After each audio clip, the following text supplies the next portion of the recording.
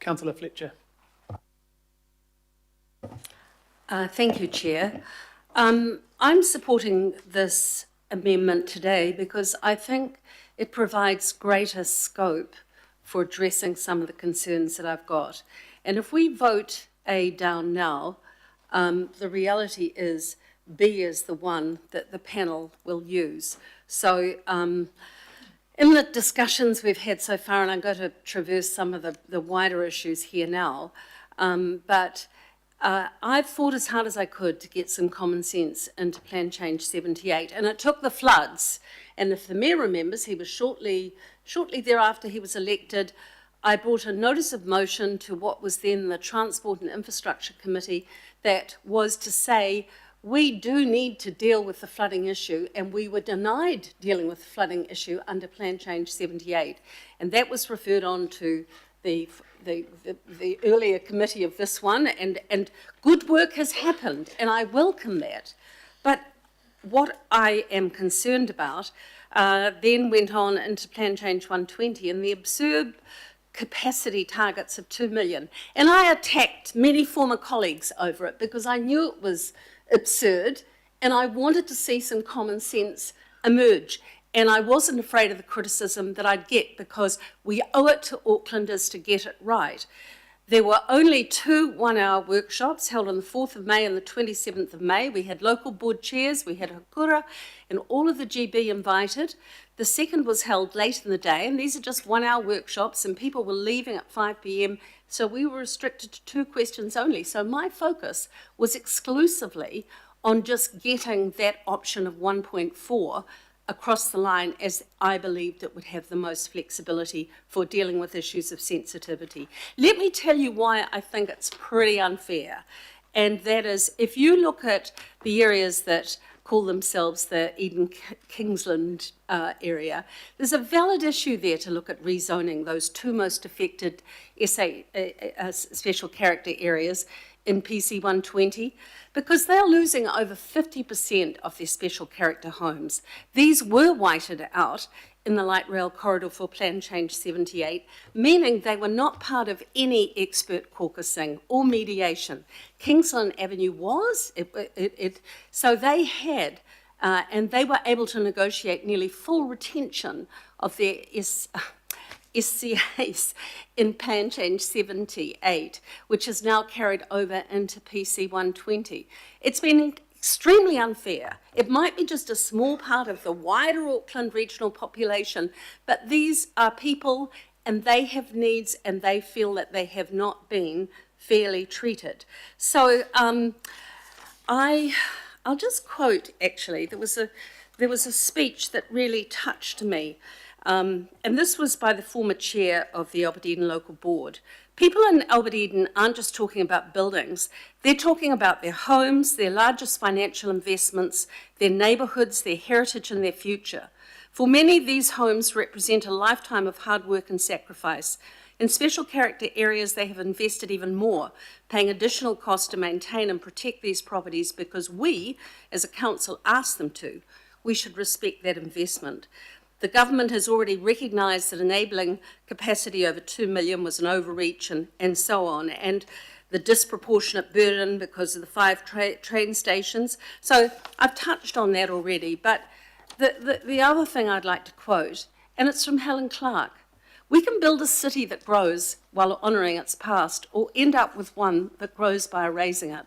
For Auckland, the answer should be clear. Council must amend Plan Change 120 now to respect our heritage. Our character areas must be kept for future generations to enjoy. So my argument is, this is really the legacy of the last term of council and this term of council. Other councils have other legacies. If you look back since the formation of the Auckland Council, you could say that the Central City Interceptor, which everyone was so proud of a day or so ago with the opening there, but you know, that was championed by Raveen Jadaram, and this council did it. And then we had the CRL. That was the legacy of earlier councils. But really, in terms of legacies of this generation of council, what do we have to show for it? It will be this plan. It will be the integrity of this plan. And I don't want to be looking back as a governor of this city and know that we've done it in a rush, that we haven't put forward all of the issues that the council want to see being addressed. It is still imperfect. It's hurried with unanswered questions, and I believe that if we were to adopt the option as has been put forward by Councillor Gillan and Councillor Burns today, it gives the Independent Hearings Panel the opportunity to much better address these, and we can be encouraging then of our community to put those submissions in. We've put our communities through a lot. Do you remember the pressure that we put people on prior to December the 19th last year? Thank you, Councillor. Act in haste, repent at leisure, I say, and I think we've got an opportunity here and we should embrace it. Thank you, Councillor Fletcher. Hakuta Member Wilson. Thank you. It might be my brain's not working as well as it would normally do.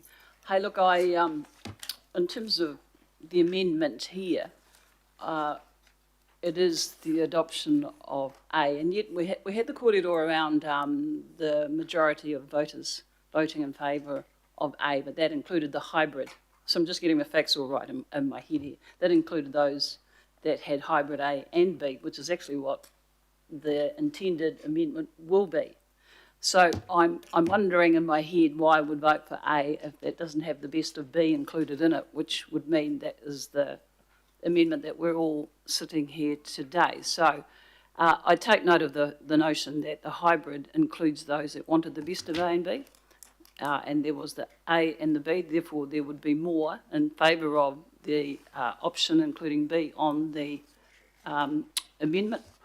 But what I'm saying is this amendment here, doesn't include anything that B does if there were two options available. That's what I'm saying. So it doesn't include everything that I would wish if I was voting for B, and it does more accurately referred to in the standardised one. For that reason and that reason only, when I only have one option, which I don't think is a good idea, when I have the option of two, we would not be voting in favour of it.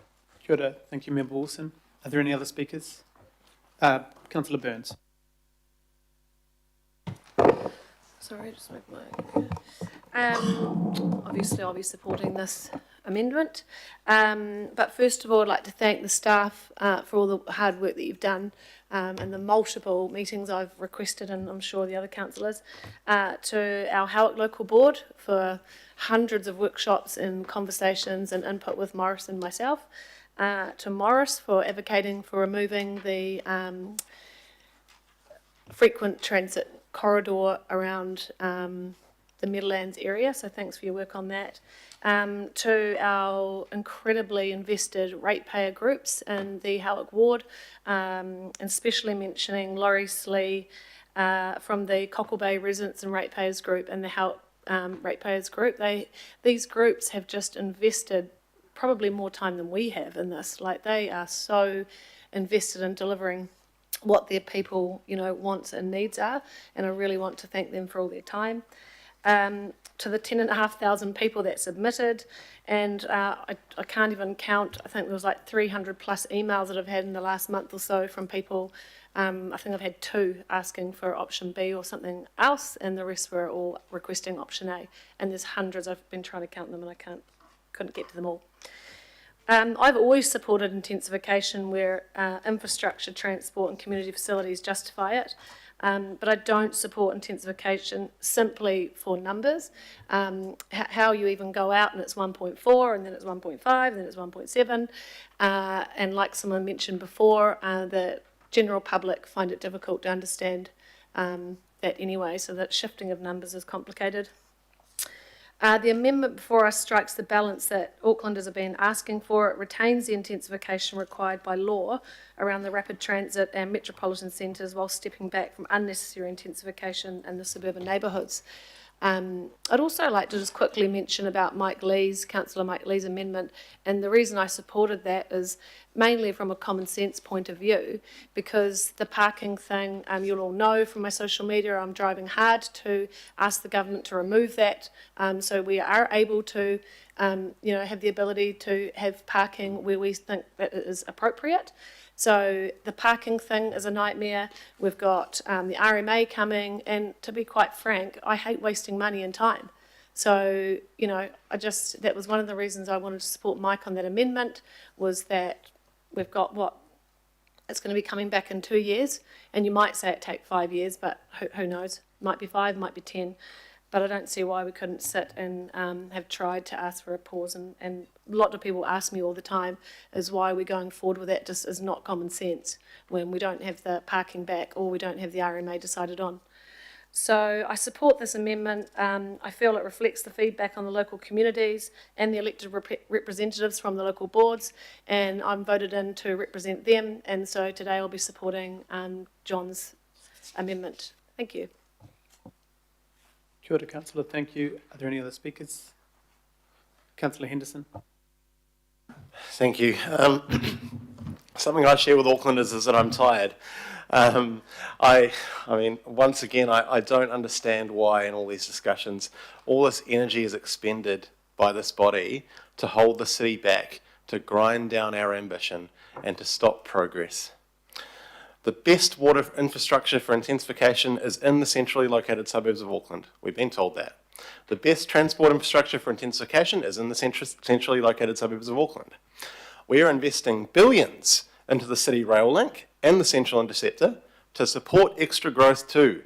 And yet we have the same old arguments here for holding down growth in these areas that will benefit.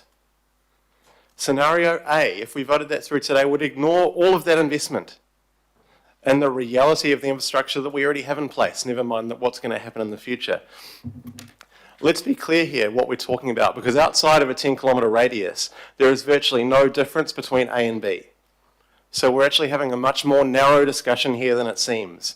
The discussion is about more housing enabled closer to the city or not. More housing enabled closer to work, study and great transport links or not. If this body were to choose scenario A, therefore, this means less housing enabled in central areas, pressure to build more further away. This has climate implications, this has health implications, this has implications on family time and quality of life. It has huge economic implications that we've talked about before. Scenario A would make all of those things worse, all of them. The original motion is needed to benefit all of those things. We're still talking here about a back down and about a watering down of where the city could have been. I'm finding it hard to vote for it from the complete opposite angle, because I have ambition for better things that the city could have been. In the previous discussions, we have discussed in a previous meeting the economics of all of this, and I've got to remind my colleagues today, scenario D had an economic benefit of $3.9 billion to the city. $3.9 billion. That's jobs. That's money in the pockets of Aucklanders that are struggling. I wish we were talking about capitalising on that today, and we are a little bit, but not enough for me. The original resolutions make it a hell of a lot better. Scenario A does not. Speaking of missed opportunities, I note we're still locking in most of the special character stuff too.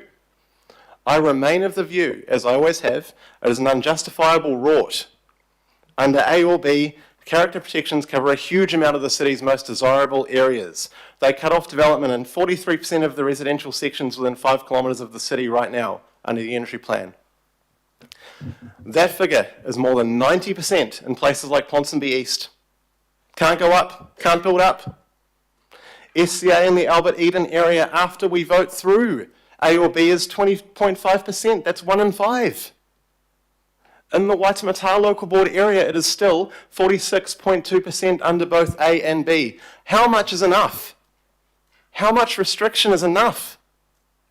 We talked about harbour views earlier. Harbour views, I think, should not be to the exclusive enjoyment of those lucky enough and wealthy enough to have been born at the right time. Scenario B is a much more reasonable solution. It is a compromise. It's certainly a compromise for me. I urge you, my colleagues, please vote down this amendment. It will take our city and our region backwards. Please bring more people closer to work and study. vote this amendment down. I just want to finish by saying that it is a great credit, actually, to the chair and to the deputy and to the staff involved that we do have a reasonable and a sensible compromise on the table in the original amendments. It was hard for me to vote for it because it's a compromise to my position, but I will back it. I will vote for it. I'm going to vote this down. I'd urge all of you to do the same. Thank you, Chair. Kia ora, Councillor. Thank you very much. Are there any other people who would like to speak to this one?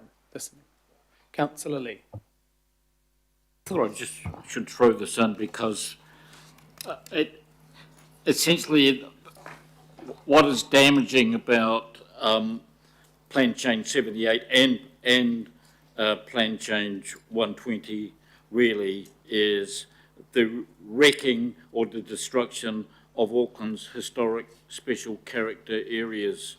There's no getting around that. And I think the weird walkable catchments and all the rest of it enable developers to get into those areas, as I said before, not to provide housing, but to provide high-rise luxury apartments for the super rich. I just want to, and we're going to lose about 4,735 of our beautiful heritage houses and the key of our human scale garden suburbs. But I'll throw this in to the discussion, Mr. Chair. It's a quote from Kenneth Clark, if you the person who was the author, if you like, of the television series Civilization. You can get it. You can get the DVD, but his quote is, "If I had to say which was telling the truth about society, a speech by a Minister of Housing, or the actual buildings put up in his time, I should believe the buildings." Thank you. I'll leave it at that. I support the amendment. Kia ora. Thank you, Councillor Lee. Councillor Ferry, Deputy Chair. Kia ora. It won't come as any surprise, I suspect, that I won't be supporting this amendment. I respect the opportunity to put it up and debate it, but I do note that last time we were choosing between A and B, which was the 9th of June, I think, we did debate quite extensively A or B, and what we sent out to consultation with local boards and iwi was both. And what has come back through that feedback, through further work, through discussions with staff, etc., is a mix of both. So I feel like this is a little bit of a back to the future debate where we're debating something that we already debated on the 9th of June and it lost then. That said, I respect the right of the mover and seconder to put this up and appreciate the chance to speak to it, Chair. I wanted to just cover a couple of things that have been mentioned. There was mention of people being lobbied by developers to support more intensification. I haven't been lobbied by any developers, but I have been talked to a lot by people who want more housing, who need more housing. We have had significant conversations, particularly through the community committee, around homelessness in Auckland. That is a real thing. We have people who we see on the streets, but also a large number of people we don't see because that homelessness is hidden. There's people who are sleeping on people's couches and cars, people who are overcrowded, and that actually has a direct bearing on the issue around the cars parked on the road. If you need 4 couples to live in a 4-bedroom house to be able to afford the rent, that's going to put more houses on that property and on the road around it. If those people can afford to live separately, they'll be able to park off the street in separate properties. So obviously there's the homelessness aspect, and I just really reject the idea that an increase in housing capacity is only going to be more housing for the rich. We know from the increase in capacity from the Auckland Unitary Plan that it has brought rents down. Not enough. It has shifted the dial on housing affordability from us being extremely severely unaffordable to now only severely unaffordable. We have to get down below that 3 times median to be affordable, and that's still a way off. So there is still work to do. I wanted to also talk to the aspects raised in this debate on this amendment about special character, just really briefly, because this amendment proposes no change to the approach on special character. It does not add a single property to protection for special character that is not in the recommended option. I just want to be really clear about that. If that's your reason for supporting this, if that's your only reason, then it is covered in the recommended option. If that's your priority, you should vote for the recommended option. I wanted to also mention the feedback from the Albert Eden Local Board. They are the most impacted local board area, and they voted 5-2 in order to support B. That was pretty brave of them. They've been under a lot of pressure. They had 17 groups present to them. Some for A, some for B, some raising specific issues, and they put through a suite of really comprehensive feedback. So well done to them, and I think we owe it to them, given that the difference between A and B is primarily about the Albert Eden Local Board area, to honour and respect that. In closing, this is the recommended option is better on climate. It is better on cost and affordability for infrastructure. It is better on fairness in the way that it spreads intensity across the train lines. And finally, I wanted to just share a definition that might be useful for people in considering this debate, because I see sticking with the bare minimum as just another delay. And predatory delay is the deliberate slowing of necessary systemic change to prolong a profitable but unsustainable status quo. Fundamentally, that is what this amendment would continue to do for our city, and I can't support that. Kia ora, Councillor. Thank you very much. Councillor Filipaina. Tēnā koe hea mana. I wasn't going to speak, and look, this won't take long, and I'm not going to repeat what I've heard. Chair, I want to acknowledge our kaimahi. Megan, to you and the team, I acknowledge you, and for those that have been on this long journey, I personally can see the light at the end of the tunnel. In regards to this, I wanted to sort of point out one thing that for me was the light at the end of the tunnel, and that is with the PowerPoint on the last page, which was rejected recommendations can be appealed to the Environment Court. That's the last stop for everybody on this journey. And the reason I want to acknowledge, Megan, you and your staff, is that this whole process has to be around compromise, because everybody's spoken about the previous plan change and this particular one. And if you read in this report on number 14, that is where the compromises come in. It's a hybrid of A and B. That is what we've got. In 14, you've got here that this direction and the feedback from local boards and iwi authorities, this report recommends amending PC 120 in a way that combines elements of scenario A and B. Partial withdrawal PC 120 is also recommended. This whole process that we've gone through has to be compromised. They've looked at it on the 9th of June when we decided to get A and B. Both Lotu and I spoke to our chair, deputy chair, and our local boards around the recommendation when it came out to this committee that you chair. I was going to say Richard, Councillor Hills. And they supported the recommendations, both of those boards in our ward. like everybody around this table, I've read the local board and the iwi feedback, and again, just acknowledging those that have been part of this journey, and I, as a result of the compromise that has been reached by our kaimahi, I will not be supporting this amendment. Kia ora. Kia ora, thank you, Councillor. Councillor Newman, thank you.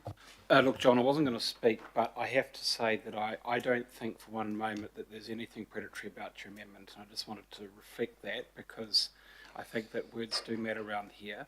I won't be supporting the amendment because, candidly, the reason why I moved the amendment last time was to, I hope, set the scene for what has subsequently taken place, which was a degree of discussion around a compromise option primarily, and I know that you'll disagree with me on this, but for those wards and those communities outside of the 10-kilometre radius. And there has been a series of adjustments which meet my expectations around that, particularly in relation to the exclusion of the local centres and affecting the FTN for those communities outside of the 10-kilometre radius. I completely understand that that doesn't necessarily satisfy or won't satisfy your expectations for those communities within that 10-kilometre radius. I completely get that, but that's the reason, that was a primary issue for the discussion, certainly for me. And frankly, as Councillor Filipaina said, that is what essentially the hybrid will do, and that is to reflect a way in which communities at the very outskirts of the region will be affected vis-a-vis those parts of the Auckland region for which there is a lot more infrastructure, abundant infrastructure, to accommodate the growth that will occur in time. But I wanted to reflect, Chair, that words do matter, and so I just wanted to respond to the language that I've heard in this debate. Thank you. Kia ora, thank you, Councillor Newman. Are there any other speakers to that? Cool. I'll just very briefly, just wanted to highlight that yes, there is no change to special character in either A or B. The looking through, because I've gone through with a fine-tooth comb, the feedback, this is largely in line with most of the feedback. There is no way in the time, but also at any process, that every local board or iwi authority or any one of us is able to get everything in, but the boards that did compromise got the compromises, Devonport, Takapuna and Orake. As Councillor Ferry said, Albert Eden took a big hard direction around B plus-ish, that they understood the challenge that has been based on them, whether it's legally required or not. Nearly all the areas who chose A, 5 out of 6, got A in their area. The other one, Pukete Papa, got most of the A things. There's only 6 who chose the minimum. The rest chose things that they've got or compromised on and will still have an opportunity to speak on through the panel process. So I have not actually seen many things around this table where the staff have tried their best to get some things, if not all the things, for most local boards. And I think by assuming that A is what the majority want, it's completely untrue. It's completely untrue of what the feedback we've heard from local boards. iwi authorities actually more strongly in favour of B. I just want to be clear, we could have just stuck with B completely, voted it, but I don't think that was the right thing to do. We listened, the staff have put this forward as the best compromise they feel like they could take in the time that we've had. Even ignoring our own area, I couldn't do that. There are things in there that I, advocated for, but, the bus I catch, down the road I catch, there's 56 buses an hour. There are some bus routes that with upzoning only have about 14, 15. So we need to think about that too.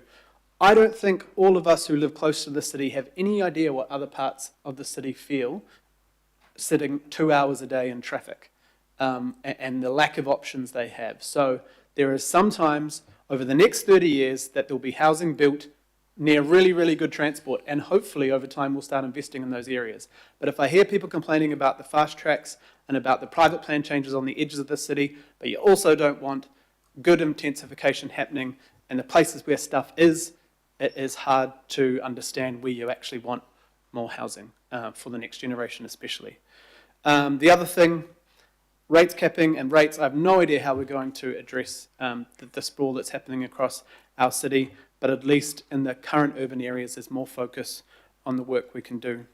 I hope that we move forward to the compromise position. Do I support everything in here? No. But do any of us support anything perfectly 100% ever? No, we can't. It's like the budget as well. So I'll go to the vote now. I know there'll be a division, so we'll just call it anyway. We're voting on the amendment. Thank you, members. We're now voting, hopefully via resolve, on the amendment that's been on your screen. So we'll start the vote now.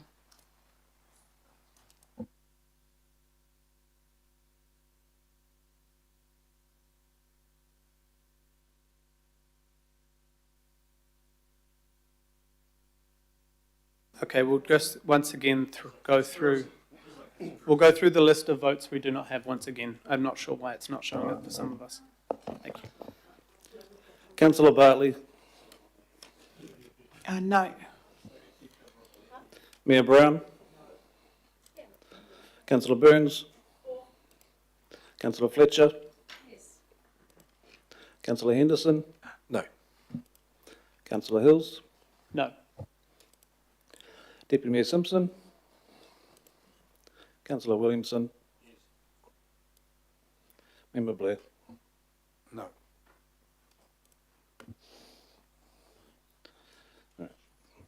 Thank you. So that amendment has been lost 16 votes to 7. Thank you very much. And now we move to the substantive. Original. Oh, the original, sorry. Move back to the original item. Can we just have that up on the screen? And would like, Councillor Watson, you'd like to speak to the original motion? Yes, I do. Thank you, Mr. Chair. I'll be quick. I don't want to hold up the zoning ticker tape parade down Queen Street there. I'm throwing the planning maps up and all Aucklanders thinking, well, hallelujah, here we come. Affordability, it's all there. Well, I do feel obliged in the same way some of my colleagues feel obliged to make a couple of pertinent comments in respect of what this really amounts to. And it really amounts to a planning exercise that really, in my view, creates the appearance of supply without really the substance. And we have some pretty big words tucked around about ambition for Auckland and progress for Auckland, which isn't really reflected in the reality in the figures, particularly if we're talking about upzoning that delivers housing that is affordable to low-income housing, because that's not what we're talking about here.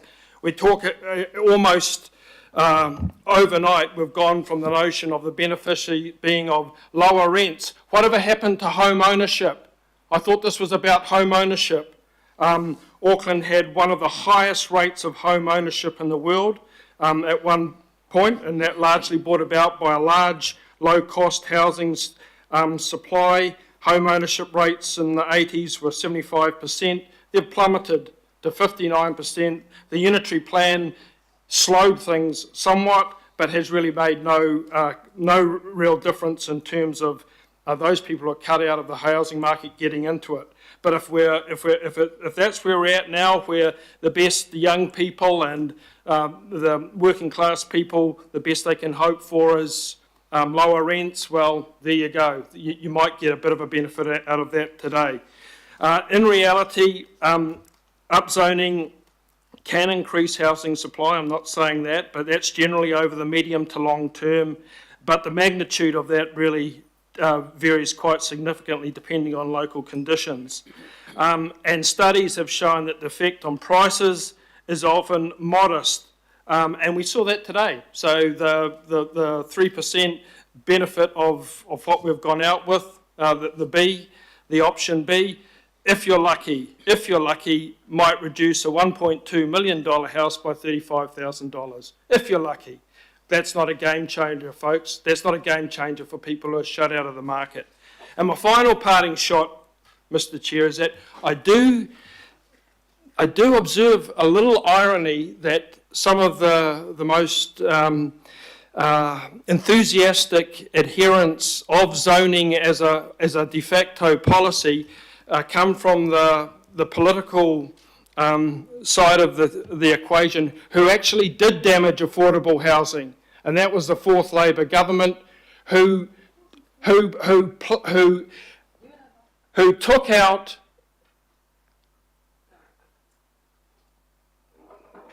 the policy mechanisms that enabled Maori, yes Maori, Pacifica, working class New Zealanders to access affordable homes through state advances loans that were half that of the market rate and capitalising on family benefit.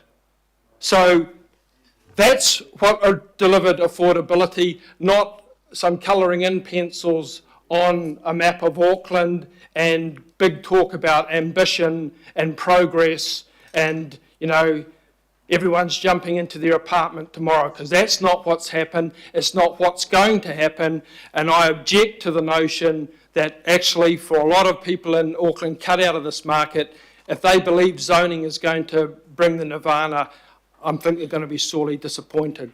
Thank you, Mr. Chair. Thank you, Councillor. I think I didn't hear the comments, but I think the comments were around some people weren't born then. But Councillor Patterson-Hammer. Yeah, I do apologise. I usually try not to speak while other people are speaking, so I apologise to you, Councillor Watson. I shouldn't have done that. I simply, I was a little taken aback at being indirectly characterised as being part of the fourth Labor government when I wasn't born. So I just want to point that out. I wasn't even using colouring pencils. I simply wasn't on this planet. But anyway, I also just want to say that 3 to 5% change in affordability is massive. It's the interest on your mortgage. It's an entire rates bill. So if 3% of house prices is nothing, then I guess we have no debate when it comes to rates. Today I want to say that I'm proudly voting yes for this, and I'm proudly voting to say yes in my backyard. FO has welcomed and taken on intensification, will continue to do so. This process has listened to some concerns. Blockhouse Bay, I mentioned, natural hazard zoning, refines that intensification for everyone's protection, and that's all great examples of positive progress since PC 78. All around Mairohe, detached villas that in other parts of the city might be called special character have been replaced with townhouses and apartments. Do I mourn that? No, I do not. This is the biggest city in Aotearoa. It's not a museum. Yes, there is a place for lovely heritage villas, and goodness knows plenty of them are protected in this plan. But in many cases, what it means is that instead of a cold, difficult to maintain detached dwelling like the one I grew up in, affordable, warm, dry, accessible options emerge in their place. For areas within that circle along good transport corridors, that is what's appropriate. But I will take this opportunity to raise what many of the local boards in iwi raised in their feedback, which is that retaining and acquiring green space where this intensification is taking place is imperative. FO is 0% special character area, unlike some of those areas in closer proximity to infrastructure and jobs, as Councillor Henderson has pointed out, but that doesn't mean that our homes aren't special. I am so grateful for the Avondale townhouse that I live in, despite some of the subtext of this debate over the past few months that's implied that maybe that's an unfortunate way to raise children. Closer proximity to neighbours and shared third spaces have created beautiful communities, a sense of safety, a village for raising kids, for older people, for supporting tangata whaikaha or those who are otherwise isolated. This higher density hasn't just helped me create a supportive community for my whānau, it has enabled me to become a homeowner, something most of my peers find beyond reach. Home ownership is related to rents, and it's advantageous. We all know this. It enables and grows wealth. It provides stability and certainty over your home. You don't have to have some random come into your house every 6 months and stress you out about a nanometre of blue tack. But home ownership rates are collapsing, and they're collapsing faster in Auckland than anywhere else in the country. In 2023, Auckland had the lowest rate of home ownership of all the regions at 59.5%, largely unchanged from 2018. Home ownership rates increased in every single other region, up around 70 and 80% in most of them. The reduction of home ownership rates is also not felt equally across our city. 46% of Pākehā do not own a home in Auckland, but 77% of Māori don't own a home. 83% of Pacifica people don't own a home in Auckland. The average age of the first home buyer in Auckland today is 37. It's 35 in the rest of New Zealand, and in 1991, when we began recording these things, it was 28. The average household with a mortgage pays 44% of their income on that mortgage. That was 12% in the early 90s. 43% of disabled people live in owner-occupied dwellings compared with 50% of non-disabled people. And the Disabilities panel reminded me yesterday that it's at 4 stories that lifts become mandatory in residential dwellings. So the increase in 6 stories and above is something very positive for that community. And choice and variety as well as affordability is really important here because we're 82%. I have a lot of stats, but I apologise, my mum was a maths teacher. 82% of non-disabled people report their home is the right size for their household, but that number is 7% for disabled people. So everywhere that's orange on these maps represents greater accessibility for many in comparison to the peach, for example, including those who will experience temporary impairments. And I want us to remember these things, and I'm bombarding you with statistics because we aren't making this plan change in a vacuum. The trajectory of housing affordability, housing choice, and distance from workplaces has been travelling further and further away from equity in Auckland, and we've all collectively been travelling further and further away from work opportunities. And all of that hurts our city and makes it harder to live here.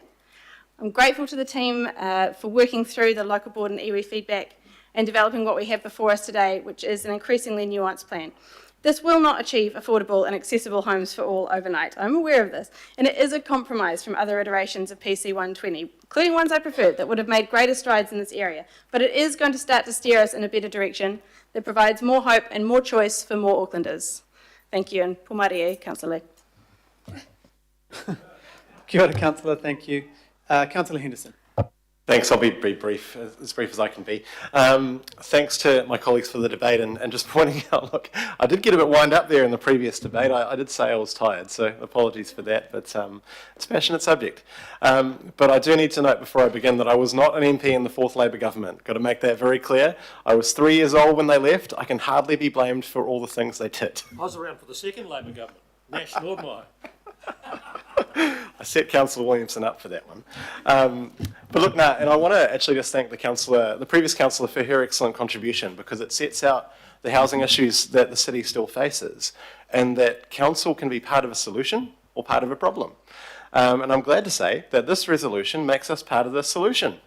It provides more housing near rapid transit, which makes our city a better place to live. That's great. So I just wanted, why I actually wanted to talk about was B, and partial withdrawal.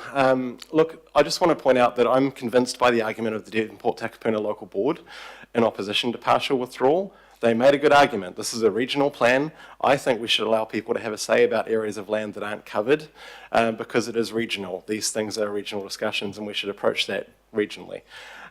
If there's any concerns about process and time and all the rest of it, send the bill straight to Parliament buildings in Wellington because they're the ones that did all of it. They're the ones that have continually backflipped. It's not our issue. But I'll just point out that Aucklanders gave their feedback already with reference to 2 million, now named option D. So should we disenfranchise them a little bit more now? I would say no, and so I'd hope my colleagues will join me in voting against B, but if you don't, that's cool. That aside, I'm very happy that we've improved upon the unitary plan today. That's really awesome, and it's a great and sensible compromise here. And just lastly, to reiterate, the Chair and Deputy, you might have maybe the hardest job in politics, or one of, talking about housing in Auckland. Goodness me. And you've done a fantastic job getting this together, so I want to thank you so much. Cheers. Kia ora, Councillor, thank you. Councillor Short. Thank you. Here we go. So on the 9th of June, I spoke about the need for Auckland to be ambitious and bold in our decision making. Now let me be absolutely clear. That position has not changed. I'm pleased to support the recommendations before us today. These amendments strike a pragmatic and responsible balance, enabling the housing supply where we need it while honouring our obligations. As the youngest person around this table, I believe I can speak for many when I say housing is defining the future for my generation. According to a Deloitte survey that was released at the beginning of this month, 72% of Gen Zs and 69% of millennials say housing affordability and availability directly impacts where they can work and the career decisions they make. Keeping this in mind, I honestly don't understand why we would pause or be timid about measures that would benefit young people, families, and the generations who come after us. Right now, we are pushing them to leave Auckland and potentially New Zealand altogether. We should be doing everything in our power to keep them here. I also refuse to undermine the significant investments and visionary decisions made by our predecessors for Tamaki Makaurau. We have a responsibility to build on that foundation, not walk away from it. And yes, I too, I'm tired, and I'm a tad tired of this government's flip-flopping, and it has already cost Auckland millions of dollars, and quite frankly, like Councillor Henderson said, it is probably time we sent an invoice. When I look at my own ward, Albany, stretching from Waiwera down to Campbell's Bay and across to Luckens Road and West Harbour, we are amongst the least affected by these changes. And that is why today I choose to follow the lead of the local boards that have been ambitious and forward-thinking. They understand the importance of making the most of the significant investments already made in our city, and I think it's time we did the same. Thank you. Kia ora, Councillor. Thank you. Deputy Mayor. Thank you, Chair. I want to start by thanking staff. They had over 300 resolutions and 100 specific requests for change. That's mammoth. When we went out to the local boards on A and B, pretty much those who wanted A still got A, those who wanted B kind of got B, and those who wanted a compromise between the two got that as well. I didn't know whether to say this as part of the amendment from Councillors Gillen and Burns at that time or now, so I've chosen to leave it till now. At the last meeting, I voted for A and it lost. I want to give a bit of a shout out, if I may, and I know we're all regional councillors, but I do want to give a bit of a shout out to my local board, because knowing we lost A, they took a pragmatic and balanced approach, and as a result have pretty much achieved everything they asked for. Staff have told me if they didn't do that, they probably wouldn't have got what they asked for, because they've got a reduction inside the 10-kilometre zone, which nobody else has got. So I really want to give them a bit of a thank and a shout out, and to staff who've worked so closely with that board to get their outcome. Do I think what we've got before us is perfect? No, I don't. But I know that we will go out to the people of Auckland and ask them to have their say. So I'm happy to support the amendments. The substantive. I'm happy to support what the amended version of what we've got, I should say. It's been a long day, thank you. And I know that Aucklanders will have 20 days to have their say to the hearings panel. And I'd also remind everybody that actually this is all coming back to us about this time next year as well. So thank you for your work too, Chair. I think you've done a very good job from a media perspective explaining how we've got to this point. But particularly, I do want to thank Megan for you and your team for the work that they have done. And I will be supporting these. Thank you. Kia ora, Deputy Mayor. Thank you. Councillor Newman. Yeah, look, Chair, I mean, obviously, zoning isn't going to make Auckland any more affordable. Actually, what made Auckland massively unaffordable was extremely cheap debt that was available in the COVID era, and I think actually that goes back to the life of the 6th Labour government, but that's another matter. The issues for me have been the removal of the local centres and the rethink of the SFTN as it relates to the area outside of the city centre, and obviously the dialing back of intensification away from the city centre. For me, Clendon and the Drury town centre really mattered, and it mattered to Councillor Winiata, and I fully appreciate there'll be a lot of people in this room who probably don't know about those locations, or if you do, probably some people couldn't give a shit, but certainly Councillor Winiata and I have tried to act with that in mind over the past month and a half. And I can assure people in this room that I am no vassal of the Minister of Housing, Minister for RM Reform, Minister of Transport, Chris Bishop. This process obviously has been a shambolic process, and didn't just start with that minister. This has been going on for years and years and years, starting with the NPSUD and the implications that flow from that. And I fully expect that this process isn't going to necessarily get better just as a result of today's vote. But Chair, I do want to reiterate again my thanks to the officers and probably actually to acknowledge you also, because the amendments literally have been down to mesh block by mesh block, section by section actually, and I appreciate the indulgence from you and the officers, because effectively what today will mean is scenario A for the local boards in my ward, and I'm very proudly comfortable with that as a regional councillor. I'm very proudly comfortable with what this will achieve. I appreciate not everybody's going to be happy, but frankly for us it's a win. Thanks. Good. Thank you, Councillor. Are there any other speakers? Oh yeah, Councillor Turner. Yeah, I just want to reiterate thank you to all the staff and yourself. I don't agree with it all, but I've seen the hard work. Thank you. Kia ora, Councillor. And I think we have a similar comment from Councillor Foley, who's unable to speak, but just to thank staff for responding to the feedback from local wards, doing their best to land a compromise between A and B, and so on. Thank you, Councillor Foley. Councillor Bartley, sorry. Thank you, Chair. I wasn't going to say anything either, but I just want to acknowledge the staff and the immense workload that they've had to go through and the time frames that they've had to work to.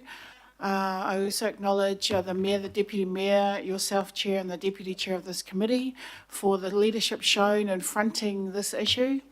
And all of us really in fronting our own communities when they asked us questions about what is this, when they got that first letter.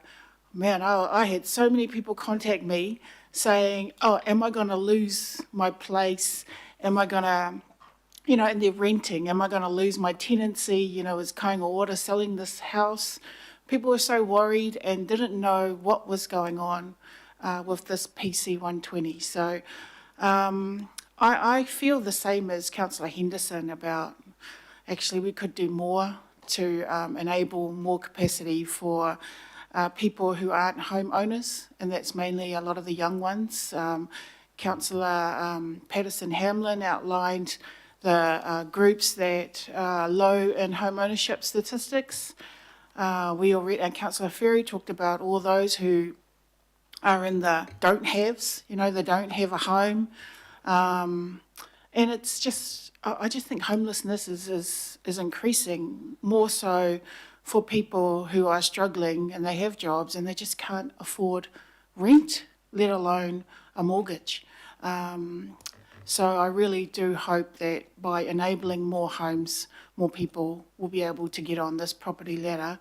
I acknowledge my local board, they supported scenario B, and that's because we have a massive amount of intensification already in our ward, so we already see it. But we see the disadvantages, in terms of parking and noise and dogs and privacy, but then we also see the benefits in the fact that we have transport options, we can get to the city easily, and we have a home, we have somewhere to live, and I've benefited. So I can't talk about, I can't complain or criticise PC 78, even though I want to, but I can't because that was how I was able to get into a home through shared home ownership programs and intensification. So yeah, and also the flooding. The flooding has been a major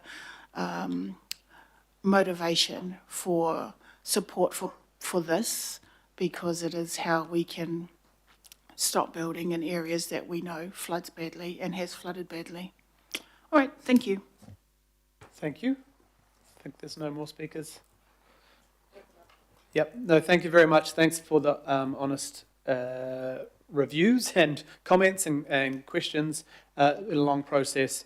From, I think it was 5 days after the floods, we put a pause or asked the minister to put a pause at this committee, well, the committee last term.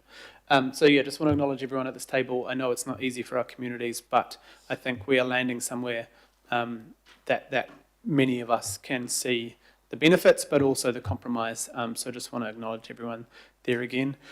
We will go, I guess, to a division on the overall, but if you want to vote against a specific item, please let the staff know. But so we'll go to the vote on this.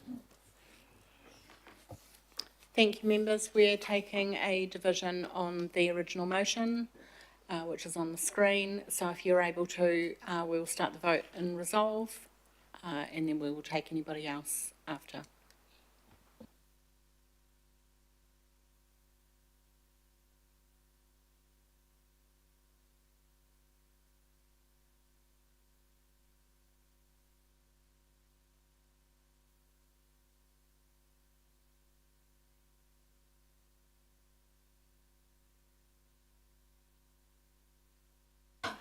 Mr. Chair, for the record, I'm against, So but we're just for going to take the B. names of those people who we don't have a vote for.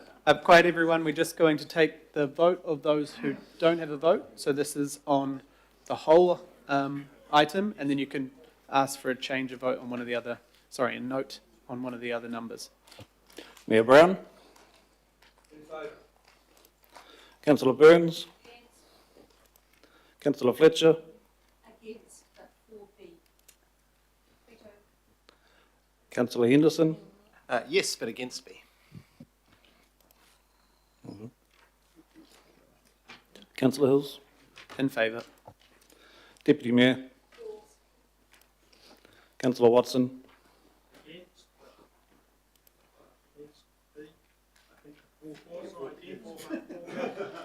Same as my comrade.